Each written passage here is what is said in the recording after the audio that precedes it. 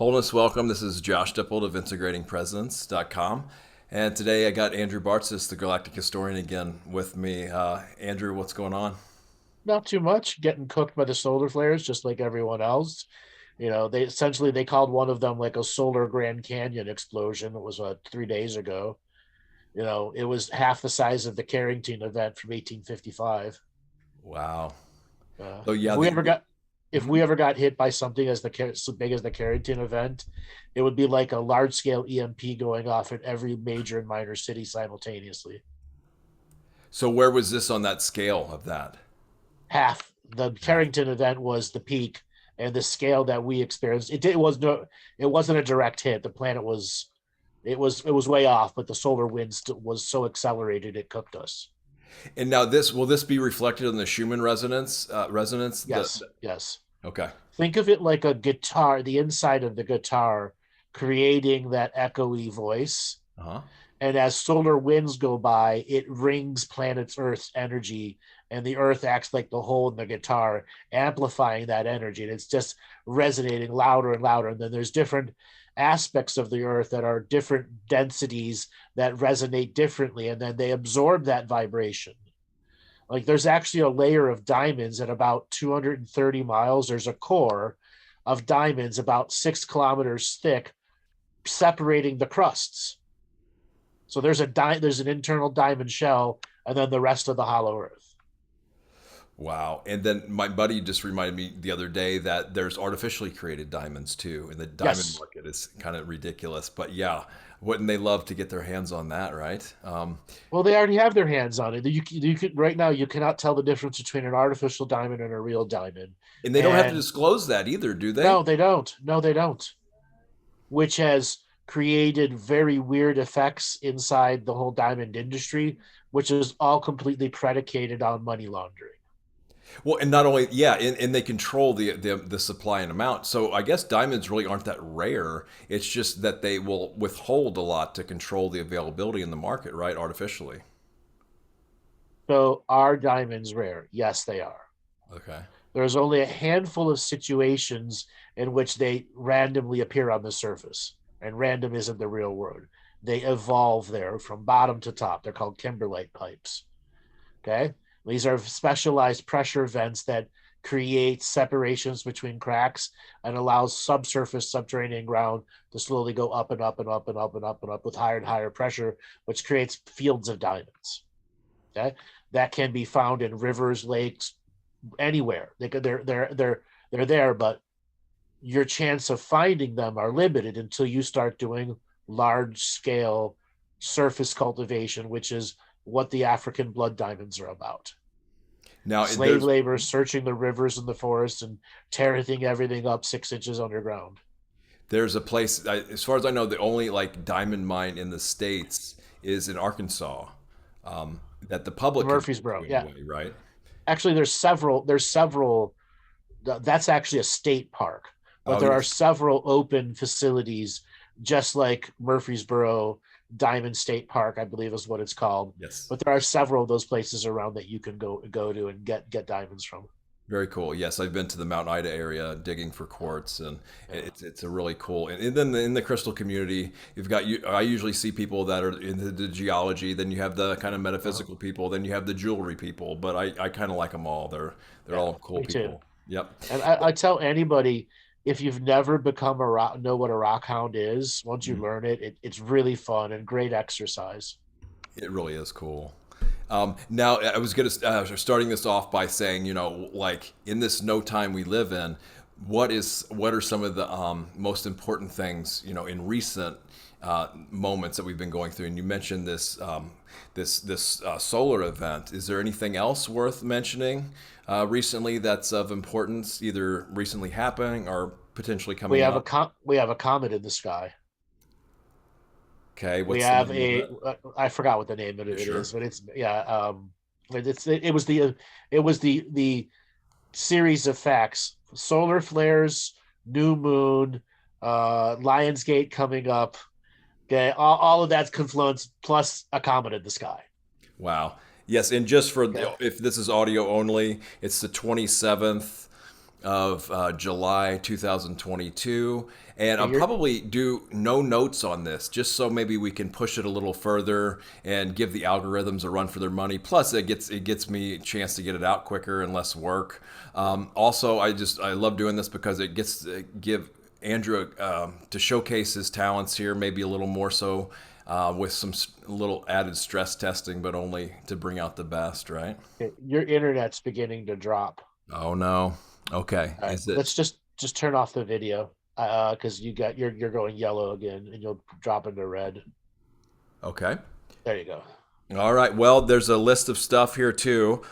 One thing I wanted to ask you about, since you're fairly into like shamanism, especially with the Native American Indians here, is I don't know if you've tuned into like some things out of Australia, but they've a lot of times they'll start with paying tribute to the natives of that land, the particular land that they're on, and I thought that was really interesting and kind of cool to pay that tribute. What would you, if you're familiar with what I'm talking about it, and or Yeah, even I if am. not, what would you recommend as kind of like a just maybe a shout out practice? I mean, for lack of a better word, or how to do you any kind of suggestions that come to mind with something similar like that?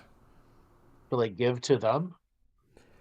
Well, so what they'll do is they'll say, "I just like to pay respects to the such and such people who are the native caretakers of this land that we are in Australia," and they acknowledge that. Unfortunately, it doesn't work like that. Ah, You got to know the person to give a compliment to them. And ah, a lot of these people, they don't live around other people. They live around their tribal people. mm-hmm.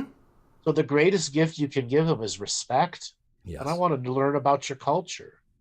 yes, What's the word? Platitudes. They don't understand that stuff. it does seem like that a little bit. Okay? Yeah, Because unfortunately, where do statement likes that go on the internet right.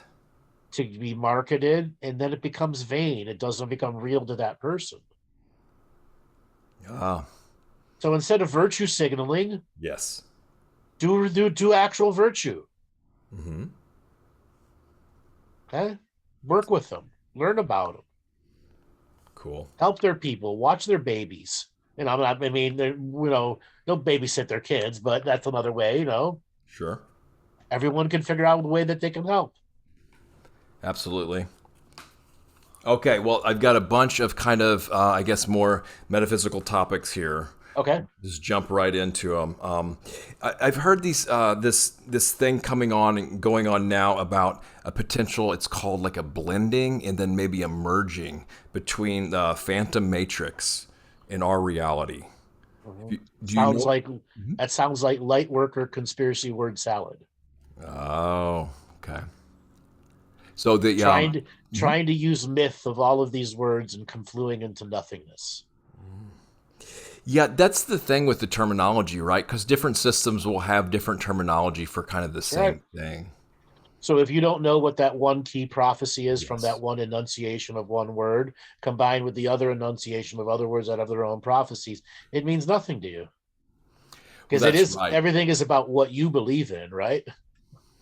And if you don't know what this prophecy is, how are you going to believe it? Well, right. The Phantom Matrix, from what I understand, and it's just from information, so it's not really based on No, I anything. I, I know it is. Yeah, I'm saying my answer for a reason. gotcha. Okay, because there's a lot of people who don't know what the Phantom Matrix is, and Mm. they're going to go look it up, and they go, huh? Uh, Okay, yeah. so that's why I like using terms light worker word salad, conspiracy word salad. Yes. Throw it all together, it'll make sense to someone. It's a salad. Okay. Okay. Now, if there were details, Yeah. ooh, a blending of the realities. What does that mean? Oh, Mm, brain, create something out of fear. good point. Mm-hmm. Yeah, the fear thing, it can ramp up. Yeah, Mm-hmm. pretty It's like high those if you're people. not It's careful. like Yep. it's like those people with awakening sickness. I call them the biggest bullshitters in the world. You're just not doing anything. You're getting sick because you're not awakening because you're not doing jack and shit. Okay, there is no awakening sickness. You're sick. Oh, yeah, Eh? You there's need that. colonics, you need spiritual practice, you need to go out and have fun, you need to get laid, you need friends and family. You can't be a hermit anymore. Yeah, and that definitely plays into it for sure, big time. Mhm. Um, Okay. And it's speaking, for a lot of people out there. A sure. lot of people are just stuck in the iron grip of mediocrity and trying to get their shoulders and arms free to run off to the freedom of being the lone wolf ahead of the pack. Yeah, and it does, there's the spiritual ego thing does come in for sure. Get kind of a grip on integrating the regular ego, and then there's still the spiritual ego. So, That's right. yeah. That's right. Hey, no, I guess more some of the old esoteric concepts that are just kind of more, I guess, established, like the central sun. So, so what can be said about the central sun, and how do you view it and its purpose, and the rays from it and whatnot? Okay. Hmm. So when a universe is formed, or a galaxy is formed, a soul that is very old goes to beyond where galaxies and universes are and goes into the absolute void of nothingness. And as it's on the journey to void of nothingness, it's losing whatever connections it had to the normal vast realities that it had been a part of. It's recalled all of its avatars, pieces, parts, everything, and is assembling them in the void. Now, the spiritual contracts of the people that they have left have a value. So once this being coalesces in the void, the spiritual contracts that are now have been null and void have created a vacuum that can, if the contracts that the being has created over trillions of lifetimes, potent enough, it will come back to as a galactic central sun or a universal central sun, Wow. attracting all of those people it's had previous contracts with, good, bad, and indifferent, to come to its theme park, Paramount Studios instead of Disneyland, of great creation. Wow. So we break them down to galactic central suns. What's the difference between the galaxy and a universe? Each galaxy is a universe within its own. And there are a bunch of galaxies within one universe, which are the prime creators. And there are more than one creator. And so when we get into this kind of galactic level, universal level, how can we describe, or how can you describe some of the barriers between the universes? Like what separates? Do they overlap when you get to the edge of one? Projection of belief, the totality of the consciousness that's in it and aware within it. Wow. Okay. Okay? That's why raising your frequency is so important, because it expands the galaxy and the universe. And it's a very common practice among the great star traveling species out there that when the galaxy reaches a apex or a critical mass of souls learning new things, they go to the very edge of the galaxy, right at the very, very edge, and they wait for an event where the galaxy expands. And there could be trillions of beings spread all over the different galaxy edges waiting to watch this thing expire, because literally the line of the galaxy will expand.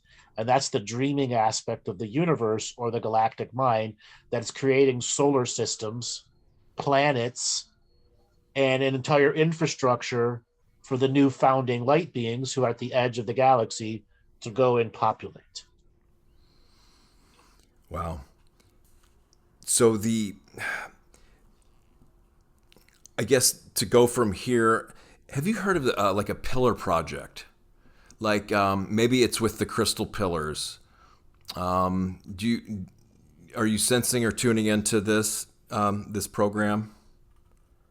No. Um, I'm trying to think. Well, let's just skip that then. And the Maldekian flames, like the blue flame, blue Maldekian flame, this So there was technology. a blue Mhm. flame before Maldek. Okay. So Maldek was just one of the thousands of worlds that worshipped a blue flame energy. Mm. Now, it was not a god, it was a universal source. And that source as a flame was a consciousness that could spread to other consciousness, which could touch lower consciousness beings and make them become higher consciousness beings or evolve them very rapidly. And it was ultimately determined that the blue flame is actually a species of entity, and it can be symbiotic and it can be parasitic at the same time. So do we And know the origins of it? yeah, it's part of the founding systems of light expansion. Think of like amoebas, Mm-hmm. founding light amoebas, Yes. but they have also grown and evolved, but they didn't grow species like humans. They kept themselves going and going and lived longer and longer lives and become more separated with their own cultures. Yeah. And many got invested and involved in the Pleiadians, the Lemurians, the thises and the that's, but Mm-hmm. then ultimately got entangled into their karmas. And many of them lost their will to be that type of being and decided it's time to move on and be something else. But the blue flame remains then? Oh, sure, it Yeah. does. Mm-hmm. But it was the evolution, the blue flame, the consciousness that uses blue flame bodies. It's what it had to go through. There are hundreds, if not thousands, of star systems now that have blue flame temples Uh, and with blue flame entities in them who help people evolve. So I'm going to fork this in two directions to pick up on the parasite thing. That was one of the things. Now I know you've the cleanses you've mentioned, and you teach heavily about those. What about and they address energetic parasites, but are there any other ways to do address energetic parasites? And then you mentioned temples, and I want to go into some teachings about temples and how they are in the unseen, like different temple smiths, constructions, kind of the practices that go on there, the purposes, the training, all about that stuff. Okay. So two Which things one do there. you want to do first? Well, it's up to you. You pick. All right. So, parasites. Mm-hmm. Unfortunately, parasites are a part of the everyday world. So, planetary systems across the galaxy and universe share the term parasite. So, seed and egg technologies create all sorts of vast consciousness. Parasitic birth consciousnesses that use something else to give birth or to latch on and could be either survive. They're surviving outside their density. So they are technically interdimensional travelers. Now, that does not mean all parasites are interdimensional travelers, just parasites that work with super high consciousness beings who can siphon tiny sparks of super high consciousness to rapidly advance their own amoebic process or spread throughout a body and be a part of a parasitic relationship, even though they don't give back more than they take, but they give enough to get the being through hard times. So a follow up on that, what are these the darker beings like this? I don't know, like the Dark Rishis or Dark Avatar Collective. Some of these groups will they employ parasites for Oh their means, yes, and oh then they yes, use magic and cubes yeah. and They things use like that, that right? to amplify them and put them on steroids. Yeah, Yeah. And yeah. so this is just like kind of a magical creation, or is there A technology it'd involved, be or chimera chimera? techniques. Okay. So you'd take something that's a parasitic entity that's never had a body before, and stick it in a body. Like it's going to be a minotaur, or it's going to be this, or it's going to be half human, half dog, Hmm. and they're easier to control. And these are all what on in the 4D basically. No, this would be in 3D genetic manipulations and mutation through a womb, or a rapid grow clone tank. Okay, but so this and then how do they in the 3D how do they affect like humans then? How does the interface work? So what would a werewolf do to a human? Oh, geez, yeah, Serious damage. right. Okay, what would a vampire do? Serious damage. But it, What would a shark do in 10 feet of water with 5,000 people in the water? It'll eat the people. right. But Okay. but you're saying they're clone versions, but then they're cloned to manipulate DNA. Is that how it No. works? They've been weaponized to Hmm. that level where they can clone them and recreate them and saturate areas with it, and things like internet nodes. Wherever there are server farms, there are high levels of psychic parasites Uh, inside the servers. yeah. Okay. It's One of the wild, worst clearing jobs I ever had to do was clearing a server farm of 600 servers that was doing all porn. dude. It's no joke, It isn't took it? weeks. It took weeks, weeks. And I wouldn't even say that it's stamped, sealed, cleared, because they're going to turn that to like a tax office. Okay, can you imagine who has to take over that space? Wow. Okay. And so, yeah, the use in that just keeps feeding that system. And then have some folks talk about kind Uh-huh. of the Baphomet sexual energy harvesting, Uh-huh. sexual battery, and things like this to just fuel all kinds of things like rituals and, That's control. that's that's trauma farming. Ah, Traumatizing the farm so that they have predictable traumatic experiences that can be manipulated, duplicated, and get control of people completely in the subconscious level, because they don't know how manipulable are once they've experienced a certain set of traumas. yes, and then it goes deeper into things like MK Ultra, Project Yep. Monarch, where all these trigger words, and then it can even be propagated on mass media through like Yeah. subliminals and all Or this. just TV shows Yeah, about Monarch and all that, and X sure. Files, giving it a far higher level of awareness than it ever did before, which gives it the power of myth. And once something gains the power of myth, our brains react completely differently. It allows our belief engine to give something extra fuel. Yeah, and so it just keeps building upon itself, Yep. layers upon That's right. layers, and I've even heard of these retinal induction programs and things like this too. So, Mm-hmm. well, switching gears here, we forked off with temples too, Okay. and I know in some, I guess, magical practices, people talk about these as well in the unseen. Well, I mean, everybody has a reference point for temples, like with different religions and whatnot. But there's also unseen temples, so to speak, right?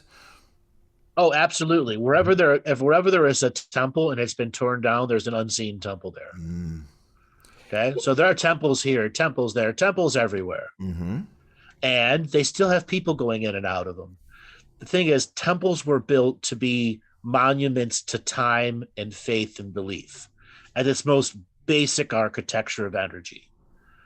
So it's got to be able to last and project through time so that the people are there. They're harvesting their energy at that moment, good, bad, and indifferent in energy. And not all intentional harvesting is bad. Okay.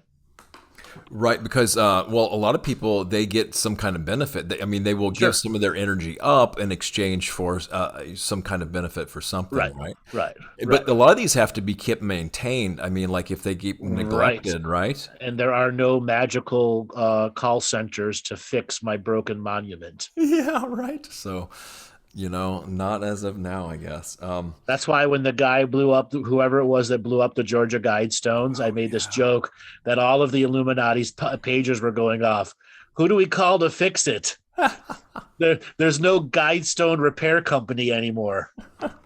And we talked about that too, about Yeah. the the this sacred geometry, energy harvesting, and how there's not enough wizards around to Right. maintain that system. So, since we're on that, what's your take on that? I'm sorry, I missed it. For recap, in case So you. temples are intentional energy harvesting. Not all Okay. intentional energy harvesting is bad. It's all about what is the religion or the philosophy doing with it. Is it bettering the community? Is it bettering just individuals? Is it promoting consciousness and all of those things? And the more positive it is to the community, the more potent and power those temples can get.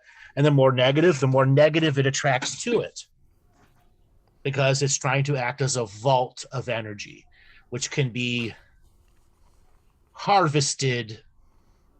The vault could be open and energy taken out, and then the vault fills back up. Uh, Okay. and it all depends on up the food chain, the hierarchy of where that energy is going and how it's Correct. used. Yep. Okay, so now just briefly, your take on the Georgia Guidestones. Is there anything missing from the narrative, the mainstream narrative on that Oh, one? they know who did it.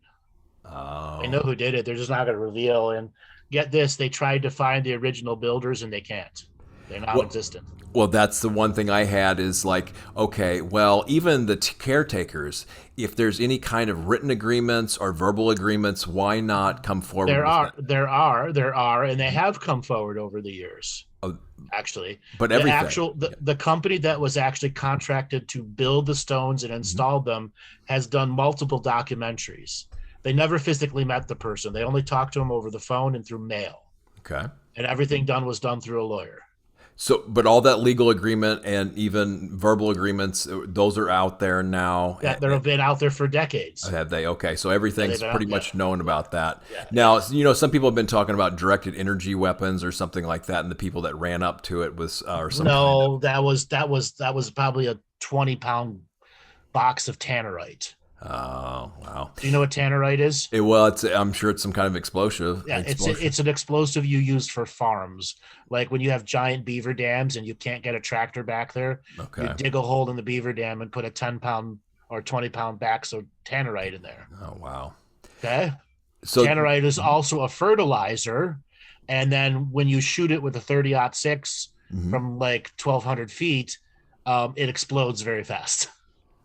Right on. I used to have a buddy who worked for dynamite or an explosive company, and what he did is he Yeah. just sucked out the water in the blast holes and then packed explosives, and then somebody Mhm. else blew it up, to make gravel and Yeah, stuff. I But mean, if you've ever watched beaver dams being exposed by tannerite on YouTube, no, I you need would to know look that that. up. Yeah. I have. I'm a beaver dam. I'm a beaver dam removal video watcher specialist. There's some really incredible videos like, fucking beavers made that. Yeah, there is, and I was on the Missouri River too, and I saw where they actually tore down a lot of trees, and it looked like they were actually trying to correct the flow of the river though, because it was like they were plugging up where the river has eaten away from the side of the bank. Mhm. So I thought that was pretty wild, but yeah. Well, Um, beavers are the great architects, and the thing is, and even though they're architects, they're very selfish animals. They huh. will cut water off to other places to preserve it for themselves, and they Uh, can get territorial amongst their own beavers. And the thing is, when they take over a land, they never stop tearing down trees, so they become pests on the same level to prairie dogs. And if you've yeah. ever lived in the plains, you have a natural hatred for all the back Oh for yeah. prairie dogs. I know the And farmers if do for sure. Yeah. and if you don't know why, is prairie dogs dig holes, and your Yep. cow steps on a hole and breaks its foot. Your Yep. favorite prize horse steps on the floor and breaks its foot. Yep. And it happens so often that you have to clear all the prairie dogs out, Yes. or you That's fall in the hole and your foot breaks. yeah. It's pretty it's like Swiss cheese. The ground turns into Swiss Yep. cheese. Mm-hmm. But back to the Guidestones, though, what I thought was kind of fishy was, yeah, they blew it down, but then they destroyed the other ones very quickly, and I Yeah, don't because understand that. They could have put a it perimeter around there and done a no, really no. full investigation. So is that clear? They were Huh? never going to do a full investigation to begin with. And the reason they totaled it down is the videos and pictures that he showed didn't realize how far it was tipping. And all of the base metal poles that they put inside the concrete to hold it up, they were all bent and cracked all around to the other devices. Huh. Okay. So there was only one device that went off, Mm-hmm. and they thought it was going to be enough to break all of the original metal ties underneath it, but it wasn't. So that's why one side fell down. And when they got there, they had no choice because it's actually a public park owned Mm-hmm. by the county. I see. Okay. Did you don't really realize that Mm. once it was done being built, they donated it to the county. Hmm. So the county operates it, and the only thing that they can do by law is tear it down because if somebody tries to pull on it, it'll fall down. Well, I guess they didn't need to investigate it that thoroughly, though. Then they pretty much came to a conclusion. I just Well, think they should have released all the video raw, just to be they sure. weren't going. They weren't going to. I don't know if you realize the thing has been vandalized hundreds and Oh yeah, hundreds of yeah, I knew times. that. Yeah, yeah, So they just wanted it out of there. Maybe yeah. they're the Okay. ones who blew it up. Okay. Yeah, that's the other. Well, the other thing was like, well, okay, it was interesting how there was no date on the time capsule thing, right? Yep. And I was just saying, well, why not? Unless they took the cameras down, why not release the full entire raw footage on the entire dig? We just Because have they to don't go by want what. you. Mm-hmm, They huh? don't want it out. They don't want it out. Yeah, so we don't really know for sure, what they dug, how much they dug, what they did or didn't find, because there's no Mhm. video footage of that. Mhm. The other thing too was that how these people operate on consent and stuff, and these people that were getting, oh yeah, I'm glad they tore it down, I'm glad they tore it down, and so could they use that as an allowance for, oh, hey, you like to destroy our property? Well, that now gives me the allowance to go to war with you because you think that's okay to destroy our property. Well, now we have the allowance to do, ideological warfare or whatever, Well, they psychological don't warfare. need permission. They don't need a That's permission to do what they do. If anything, it's just going to activate the narcissists and the high level negatives. uh, Okay, because it's what happens when you challenge a narcissist by blowing up one of their idols. That narcissist has to respond and take power back. jeez, yeah. Okay, So, what is your take though on the not putting the date on the time capsule when it was installed or when it to dig it up? I think they purposely left it timeless because they're trying to make a marker point in time, so that they could start creating a graduated scale of understanding why certain timelines fail on their own and why some timelines can be shut down with technology. So they started seeding that throughout many duplicate, multiple, or timelines throughout the multiverse to start tracking the Georgia Guidestones and what they actually said versus one reality to another, and when their appearance in reality happened, Now, not how do they? appearance in public reality. Now, how do they test and correlate that data? Is it through like the So looking glass stuff, or that's looking glass and putting boots on the ground through time. wow, through time travel, Actual, yeah, through time travel, yeah. and then just correlating the data? No, looking at how it affected the timeline. When did it first appear compared to these other realities? Like, did it first appear in the newspaper? Did Mhm. Ted Turner come out and get, we built this? Mm. Eh? So, It is Atlanta. Ted Turner's right there. That's the first thing a conspiracy guy is going to think of. so then they correlate all this data, and then they can just make more chess moves, right? Correct. More chess Okay. moves with it, or gauge how fast they can use a timeline before it shuts down, Uh, or begins an awakening process that they don't want. Which basically, once they find a timeline where there's not an awakening process between like before 2050, it gives them more room to do tests and things in that reality, and then migrate them back to the Stitch timeline that we're in.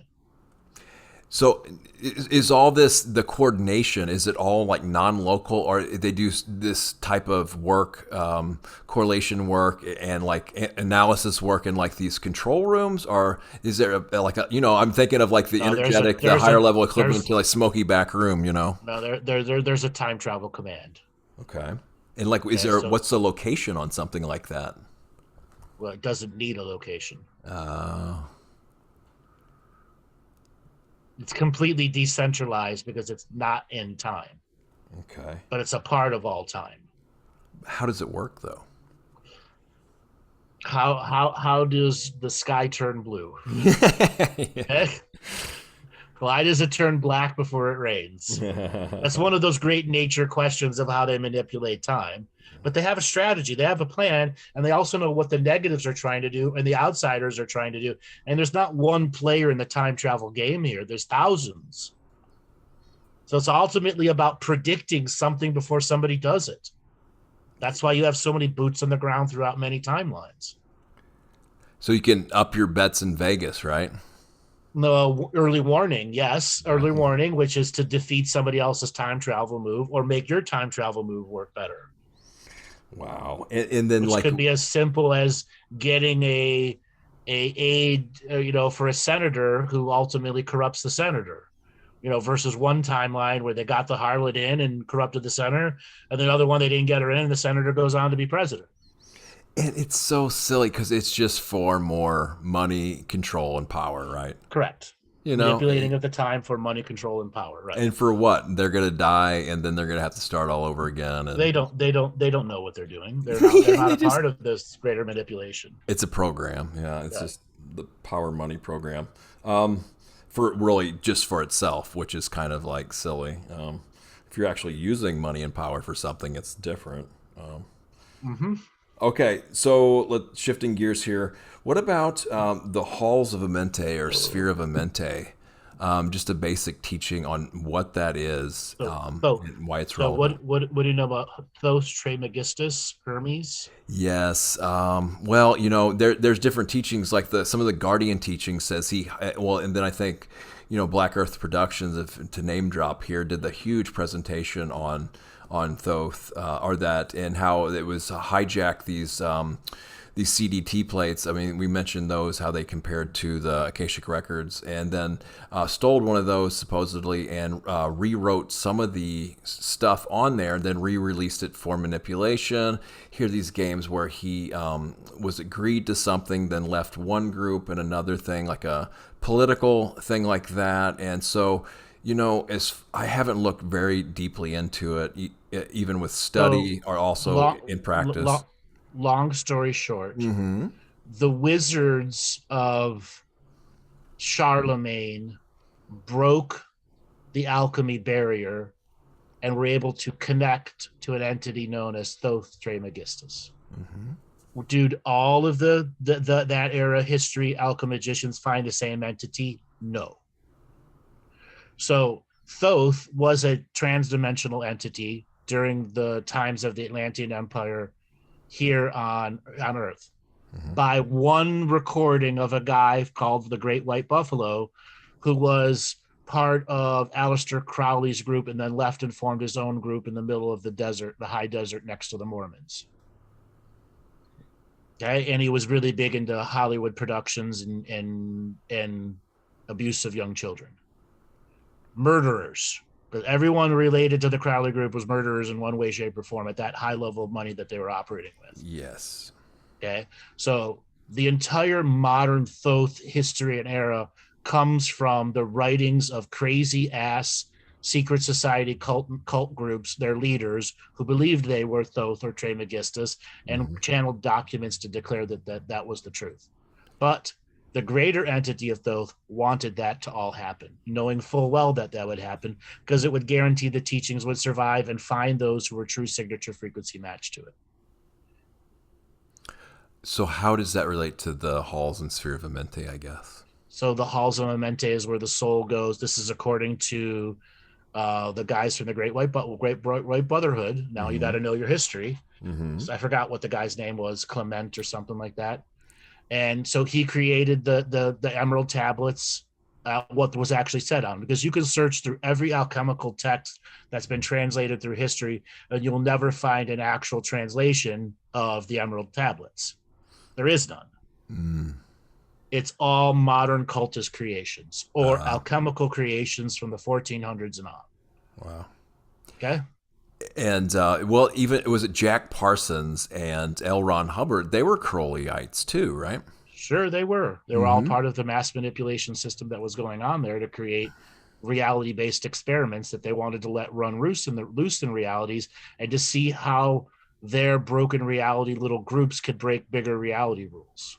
And like things like the moon child working right, and the thing at Yep. Los Alamos, Yes, all those Alamos, silly yep. rituals, and you get things like the OTO and the AA or whatever that is, and then and then some of the Hollywood people like worship them or did. I don't know what's going on, all that stuff, and these talks about him trying to create his own dark universe and things like this. So. Great Yeah, science fiction. It's a great science fiction fantasy, well, yeah, which is and that's what another, he that whole crowd is an which is what he wrote. Okay, right. Yeah, Battlefield Earth. right. Okay, And well, there is a type of magic in just that language and story yeah, creation, right? And absolutely. starts to becomes real It in people's becomes minds anyway. myth. Once again, it becomes myth. Yes, myth. Yes. Myth. Yep. All right. Now I've heard of these 4D workstations in the Pacific, and we hear about underwater bases too. Usually, you hear about underground bases, but what about the ones that are under the ocean floor? Any thing on these of note? They're everywhere. But the negatives, military bases, underground and underwater, have been greatly compromised. Okay. In which it was uncompromisable before, it is very compromisable now. It would be equivalent to a 40% loss of their infrastructure. And how did this happen? Was just this different light working teams, grid working teams, or? No. So what they do is they target the base for a timeline attack, and where it's attacked simultaneously on 20, 30, 40, or 50 different eras of history. And What do then what they? they do is install a device there that neutralizes time travel to that base. So as long as one of the neutralizing devices is good, that base is eliminated from the time, and nothing can time travel in and out of it. And then it's a Ah, matter of capturing the people on the inside and time traveling them out, shutting down the base, and locking down the timeline of that base, which is like putting a cipher lock on it where they can never get back into it. unless they find that technology and take that Correct. technology out, right? Okay. Right. Now, speaking of underground stuff, there's reports and some teachings of this huge Nibirian or Nibiru diode crystal below Stonehenge, and that Stonehenge was actually a Light worker salad. is it? Yeah, another one to disrupt this crystal that was siphoning stuff. So, yeah. So, what? Just in general, then, what's your take on Stonehenge, in particular? It is an astrological device that was meant for those that are working around it on a regular base to have regular spiritual evolutions by becoming master stargazers. Okay, so that they could psychically travel from point A to point B as long as they were somewhere near the actual Stonehenge, to use the spiritual calculation process to bilocate to the new place, Wow, right on. as well as teaching them other things. The stones are record keepers also of what's Sure. happened there before. And as you have the ability to observe potential futures, because it is a calendar system that counts the future too. Yes. And many of the collective rituals and ceremonies were there was to have collective vision, sharing collective vision. I remember Or you. Go ahead. or many people having visions and them all writing them down and to become a collective vision book.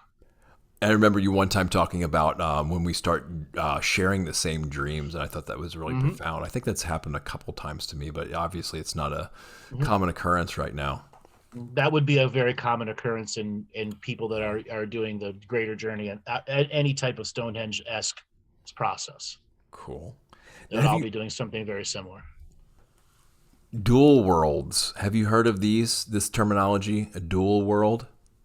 No, sounds like word salad to me. Yeah, yeah, boy, I've got a bunch of those. I don't think I've had too many of those. The next ones will be, So dual worlds, they probably mean when one reality bleeds into another, and you're both experiencing a duality in your duality.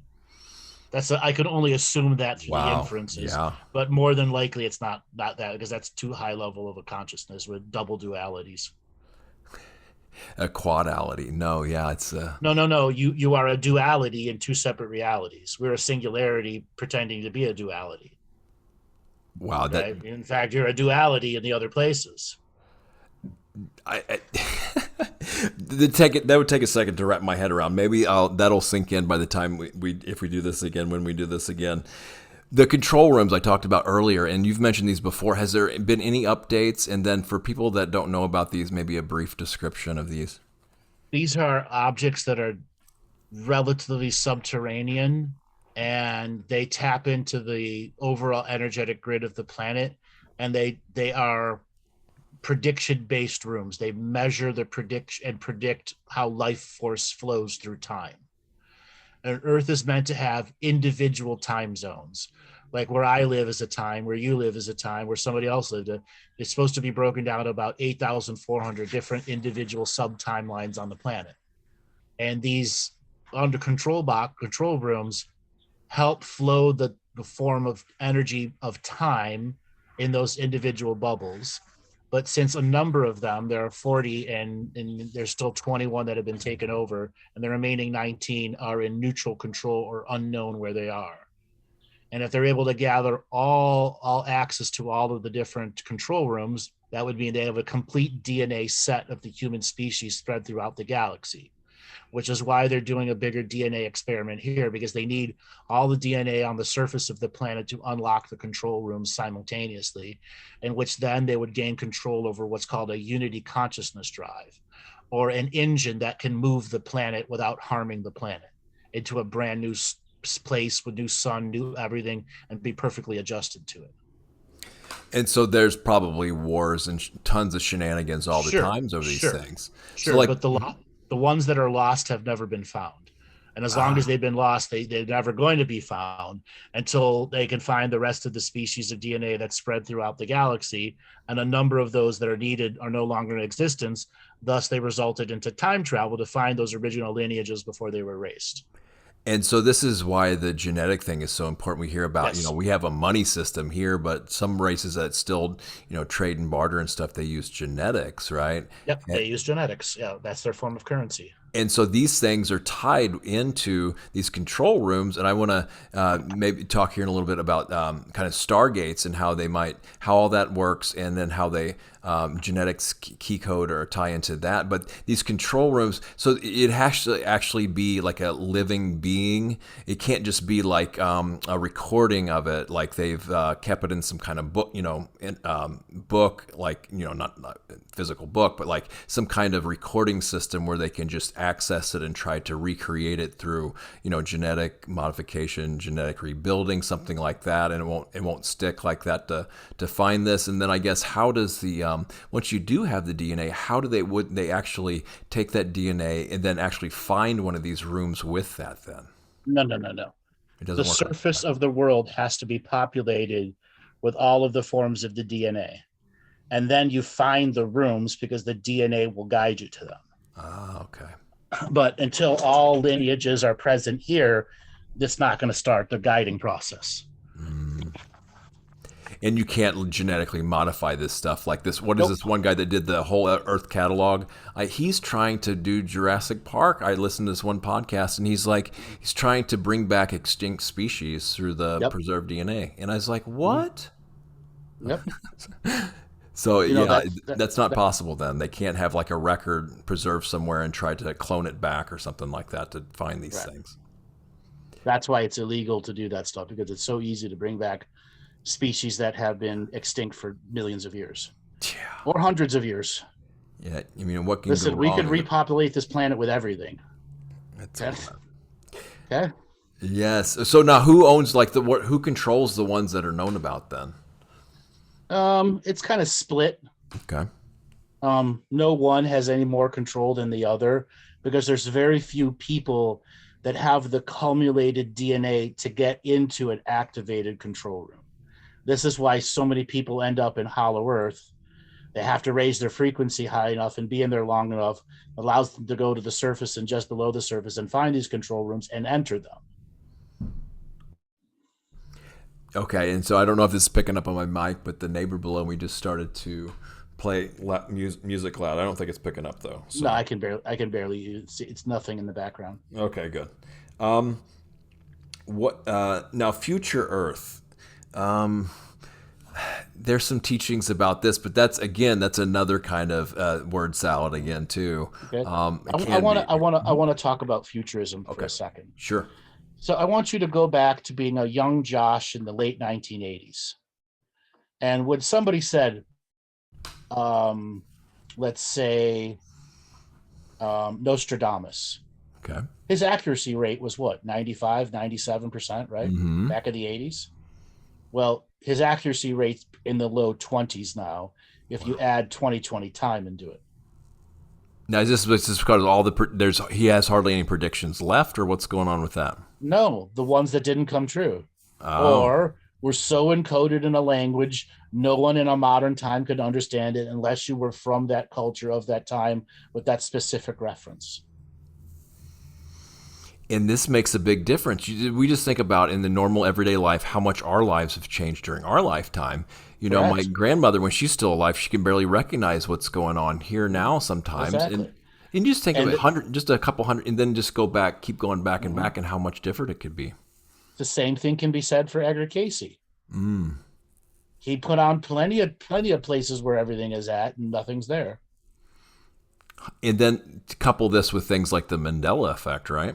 Correct. Meaning at the time that he made that prediction, it might have been there. Yes. Okay. Now that the great focus that was started in the mid 80s about making 2012 a significant thing. That's when so many of the psyops began to bring it up and bring it up and bring up the television shows and talk about the esoteric and reveal all of that stuff. So Hmm. there would be a culmination of people thinking something was going to happen in which they could engage high level energy harvesting systems. And so it really didn't matter whether or not it happened or not. It was just Sure, to create a certain but type of energy. the Hmm. the Mayan calendar did represent something. Yes. The thing is, it was just hijacked and marketed so that they could harvest the energy before whatever it was going to signify happening. They knew that it's what's called an enlightening set of events. Hmm. Okay. And that means the people in power would lose their power because the people back in power then lost their power the same way. Okay. They lost the belief system, the system of belief. And so they, What happens when you stop believing in the government or stop believing in sure. Christianity and people leave it en masse? Yep. And then they can harvest that energy and then use it for their means There you go. to preserve whatever they want or whatever they want to do with it and the power they want to do with it. Yeah. Now you're catching on with the bigger Yes. picture here. Okay, so now the Stargates and stuff. I wanted to turn my camera back on briefly here to Okay. show and tell kind of things. We'll see if the internet's improved here, but this is one of the. I mean, there's so many different maps of like, I'll read the title here. What does it say? The Halls of Amente, Planetary Interface Gate Map, and Tandem Sextant Grid Keys. But what is your just take on the Stargates, how they work? Is it anything like the movie? Who who The made that map? Who made that map? this is from the Galactic Science teachings, I think, and it's or the Freedom teachings they call it here, and this is I think it's called now Arhaeus Productions, but it was called something. I mean, I think it's from the folks who did Voyager 2, that kind of galactic history and teachings of that. So, I don't prescribe to those maps. okay. Um, so many of those map makers Hmm. based their information off of alchemical texts and didn't know that the map was actually a cipher. Ah, You had to know the map in a certain way in which you would get a second map, a third map, and a fourth map. So it's very easy to hide data inside data, especially in a map. sure. Yes. Okay, it's very to encode something, Hmm. and we're not talking little micro writing. The style of draw tells you to perceive it a different way because everything is a form of perception. Yes. And a lot of those maps are based off of alchemical texts that they have no idea what the ciphers are, Ah, and they're just recreating those maps. okay.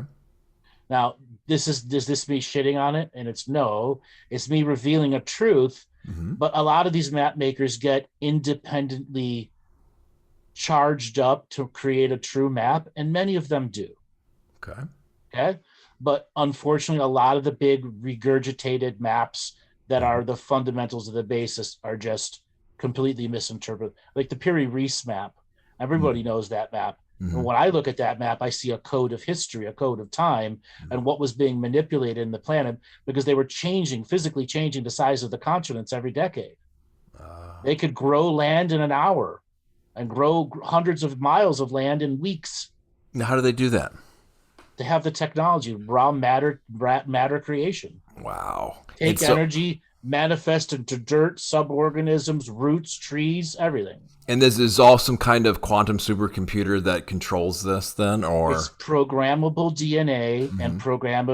programmable reality parameters to allow Wow. programmable DNA to grow in it. Wow. And I'm sure it's some kind of alien technology that does that, right? Or whatever kind of. Well, yes, but this technology commonly exists. You reach a certain level of high consciousness Mhm. that's available to every species. So, is it consciousness based or is it Yeah, technology based? it's Okay. consciousness based. Okay. There are technologies that make it much easier for the consciousness to do it. Sure. Okay. Okay. So now the Stargates. What is a Stargate? How do they work? What So do they they do? naturally exist on the planet in the different places where high life is about to be born. Mm. Example, wherever there are giant salmon spawning grounds, you can sure that there's a portal there Okay. or there's a Stargate there. The same thing in the big oceans, like in the Gulf of Aden, is where all the big fish come together and spawn right there. Mm-hmm. Same thing in the Atlantic Ocean, so on and so forth. Now, there's a difference between a Stargate and a portal. A Stargate is a piece of physical technology that's been put on an energy area that regularly creates portals of energy. Now, that portal does not mean traveling planet to planet. It just means it has the ability to travel you through time within the same planet itself. And then when you put Stargate technology on a portal, you can transfer physical mass and volume from planet A and end up on planet B. Mm-hmm. And planet B will send back whatever it wants. So when planet A's group people disappear and teleport to B, B simultaneously teleports back. But it's not limited to 2 planets. There could be 50 or 60 planets all tied into the same teleportation Stargate network. And so these are some of them are organic, some of them are technology, I Correct. would think. Yes. And then how Yes. do they operate? So of course, someone has to have Via access and consciousness. via And the consciousness. Okay. buildings that enhance consciousness and keep a resonating energetic frequency within the building structures, the very land itself. Okay. Okay. Now I'm sure there's also lots of control and maybe fighting and backsliding and things like this over that, right? And trying to Yes. hide them and keep them secret, allowing certain people. Absolutely. Yeah. Absolutely.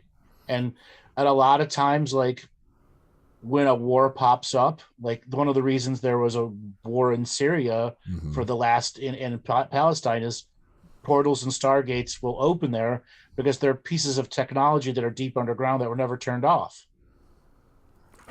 or would randomly have sparks of energy from the planet that might activate the technology. Yeah, It's a giant graveyard of technology all throughout the Middle East, and yeah, it's and I've never heard. been properly cleaned up. Yes, I've heard some of these stories like buried crafts too, and how they could be powering Yep. certain grids and Yep. technology too. Yep. That's right. That's right. So, And thus why they put a war in a territory, because they've got to depress the energy to make sure the portals don't open. and so for folks who are interested in doing some of this through their energy work and stuff, do you have any tips on this? Like, you just get inner guidance on what to go I kind of got pay it. I attention got it. to? I got a good one. Learn to fish. Now, No, yeah, if you, when I say fish, you cast out a line okay, and then you allow your consciousness to go through your fingertips that's right. Yeah. into the string, down the line, and into the lure. Yes. And then you are controlling the lure throughout space and time. Okay. And you might get a time fish that says, look at 1864. And this allows you to grow discernment of what's biting your other line of your consciousness. Or is it me creating it? Or is this something real? Yes. Okay. And it's a matter of you being creative. I actually created a fishing rod for just this. Cool. Okay. I go out and cast it into the water. Sometimes I cast it into nothingness. Sometimes I take it to the little park walks that I do. It's a little mini fisherman, so it's only like 2 feet long, Sure. Yeah. but it's perfect for what I want. And then I have bigger ones where I actually go fishing with. Yeah. And I give myself the actual visual process of sending my consciousness down the string. Cool. So when I'm trying to look through a portal, I have a way to do it. That's my lure on the other side, and I can turn the lure invisible so nothing can see it. Sure. Okay. Cool. Yeah, I remember you mentioning this technique before. It's really cool. Now, since we're talking about like stargates and things like this, what about locations? So, are there? I mean, I'm sure that the huge monuments and big power places on Earth are kind of the more well-known ones. But is there kind of a decent consensus of Wherever where there's a some other ones are? wherever there's a spawning ground for high Yes. volumes of animals. Okay. And I guess Also volcanoes too. so. This is one thing. It's always or it's fascinating to me since I've kind of been, just opening my eyes and looking at the sky is what some people call geoengineering, chemtrailing, stratospheric aerosoling, these type of things. these are multi-purpose programs, right? On energetic levels, there's a physical level, and then the reasons they do it is multi-layered too. Mhm. How would you, what's the kind of the most important things to say about this? So And the majority of the negative chemtrailing was stopped in 2017. yes, and I've noticed this. All of those facilities were shut down. Hmm. Now, what these were remote controlled 737s and 777s that had big gas tanks invested into them, Way up there. way up there, and they Hmm. were creating grids everywhere, all over the world. Hmm. And there were about 10,000 planes in the fleet. That fleet has been transferred to a bunch of smaller organizations that are now doing an energy scrubbing. So the planes are loaded with these electromagnets that are kind of like a CAT scan, Hmm. a pulsed electromagnetic system. So it's like PEMF therapy for the sky. So they're flying these giant PMF devices in the grid spaces to clean up the damage that they've done. Huh. Well, I still see every once in a while, this white haze up there. Hmm. Because chemtrails are natural. Like there are pictures Hmm. from the 1800s of Okay. skies with chemtrails in them, Ah. because they do naturally form. It's not totally unusual for grids to appear in the sky, especially if something's been moving in an invisible state at a very high rate of speed, creating a pressure wave, Okay. but eliminating the sound barrier part, because there's technology that stops the sound wave from creating a ruptured barrier that everyone can hear, but it still will create a wake, and which will appear as a chemtrail. Anyways, Hmm. the what you're seeing now, if they're spraying physically, it's to repair something in the sky. Hmm. So It's if to they, repair what are they spraying then now? it. If they do So many repair. different Hmm. these are alchemical compounds. Okay. It's like when you first learn about, you know, monatomic gold, monatomic silver, and what it can Yes. do for the human body. Hmm. There's certain things that can be sprayed in the atmosphere that can heal the local environment truly, really fast. Hmm. Yeah, it's just wild that they wouldn't make this public then. Why would they ever make it public?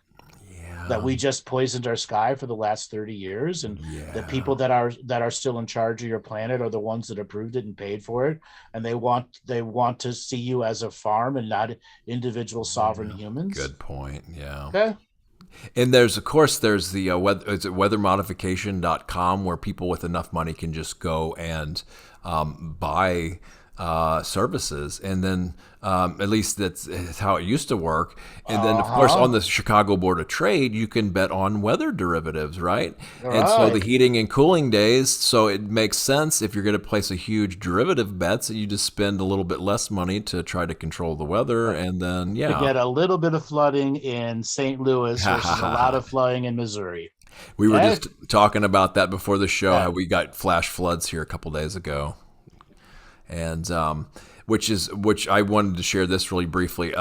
There was a exhibit a few years ago, and this was the first time this exhibit has gone west of the Mississippi. It was in the St. Louis Art Museum, and it was an Egypt underwater exhibit. And so they dredged all these artifacts up out of the that had been flooded in Egypt, and then it's been around wherever in the world, but it finally got here, and it just took it struck me, as I don't know for sure, that it was some kind of magical act, and it wasn't too much longer, maybe months later, and then we had the Mississippi River was the longest it had ever been in recorded history above flood stage, like the longest time period.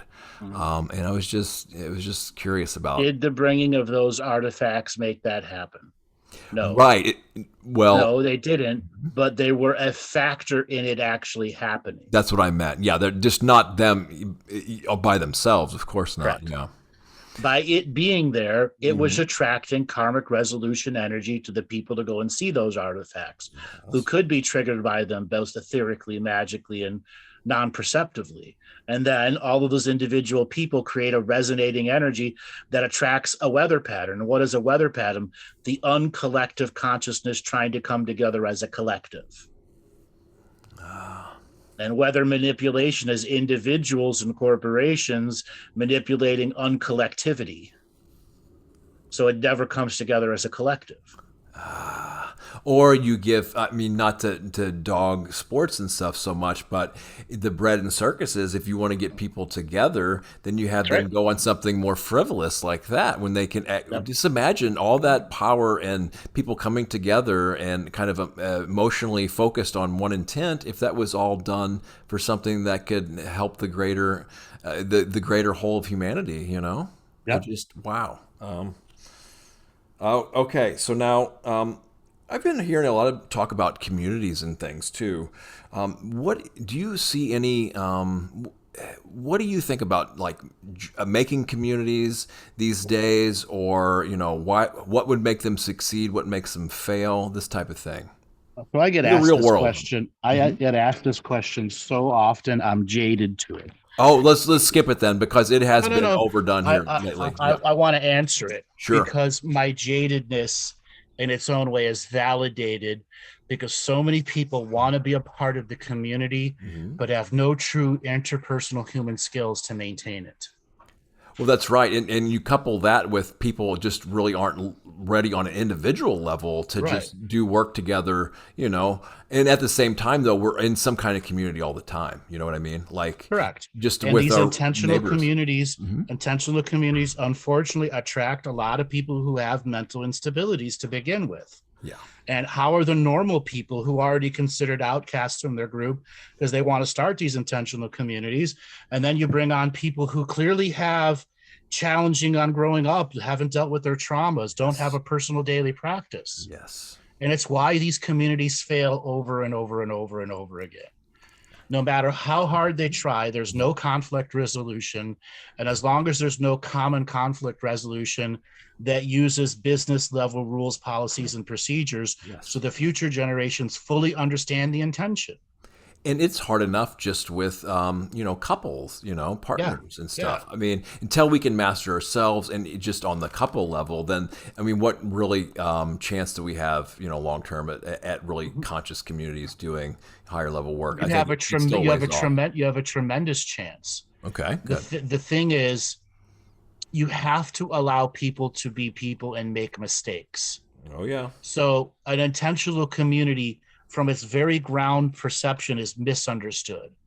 There's still a bunch of individuals in the community who have to support themselves. Unfortunately, the people think we're going to share a solar grid. We're going to go off grid and share. If only one guy knows about solar grid and the rest of them are bumfuck no ones who don't know their ass from a hole in the ground, there's going to be a hierarchical issue because one person knows something the others don't. Okay. So yeah, how do we like convey like just because someone has knowledge doesn't mean they're right. Yep. You start a community that has water, that has power, that has buildings. You don't go off grid as your first community. Yes, good point. It end up like You some eventually buy an off grid property and slowly migrate people weekly there, and they come back until they learn the workload that has to be when you're off grid and the education load. very cool. So there could be a transitional period, like a test period too. Right, Cool. where you get to build up your skills and know what a full day of work actually is like. There's a lot of millennial kids, and this is not just rocking on them, but don't understand a work discipline like you and I growing up. That's I was right. drilled into you, Mhm. and it wasn't drilled into the millennial groups. Nope. Okay. Am I jealous of the millennials for not having work ethic? Fuck yes. We Generation Xers are around that Yeah. time period. We got to be jaded about things, but we still had to Right. work. We Yeah. still had to work. We didn't have a choice. Okay. Yeah. We could hate it all we want, but that didn't really change. It still I had didn't stop it. Exactly. All So right. intentional communities, start them. Just don't go off grid. At least Why don't you all right away. why don't you all try to get into the same apartment building? Ooh, that is a good test, right? Yeah. Okay. Yes. You're all in the same apartment building. Then you know who takes their trash out and who doesn't. Yes. Start there. Yeah. Okay, Makes start sense. there. Yep. Well, cool. All right, just a couple things here. Here's kind of a basic sociological question. Science. Obviously, we know like kind of a lot of stuff they're getting wrong.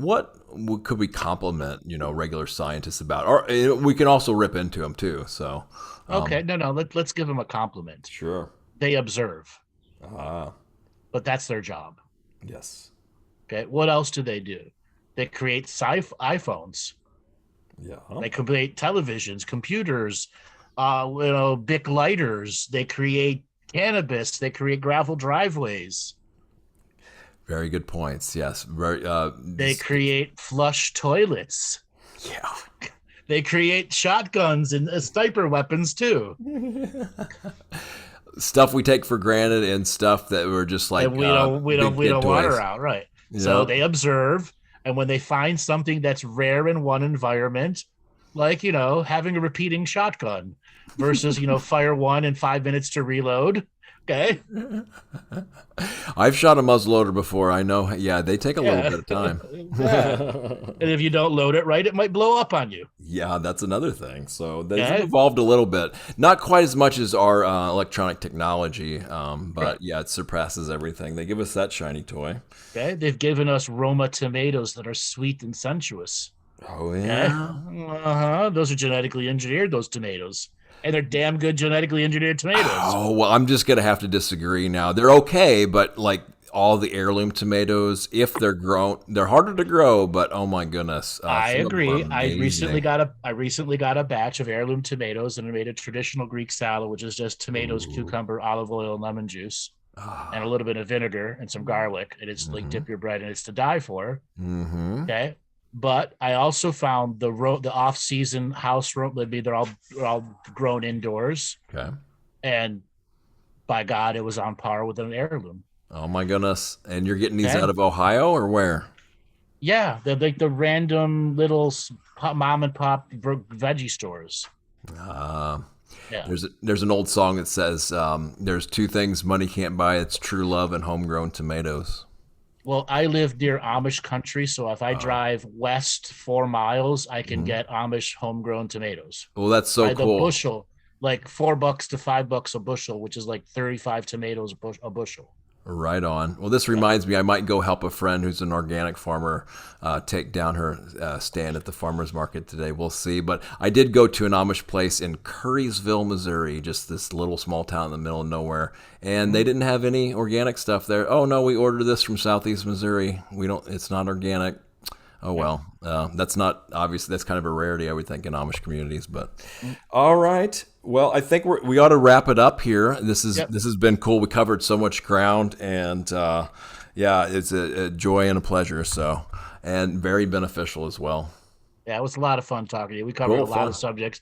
So a lot of people. So everyone, go down to the comment section Yeah. and write down all the different little subject matters you guys liked us to talk about, and maybe Yes. other stuff you want to talk about.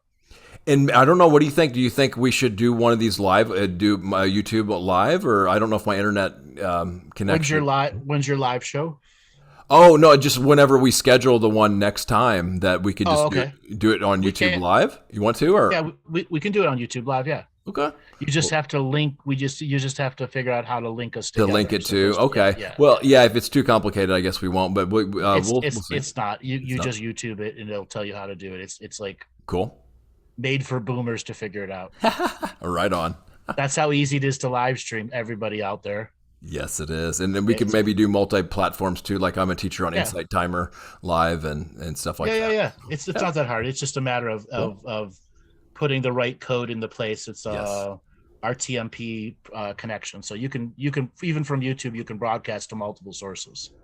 Yes. Oh, that's right. Yeah, I was using like something like Restream IO. when Yeah, I was doing Restreamer. this, Yeah. too. That's Yep. what I use, and I can Cool. broadcast direct to Facebook, YouTube, Twitter, Twitch, That's right. All at once. all of them, all Yep. at once. Yeah. And I think the free version's like 2. But anyway, all right. Y'all out there, have a good one. Thanks for joining and listening in. All right. Take it easy, everyone. Bye.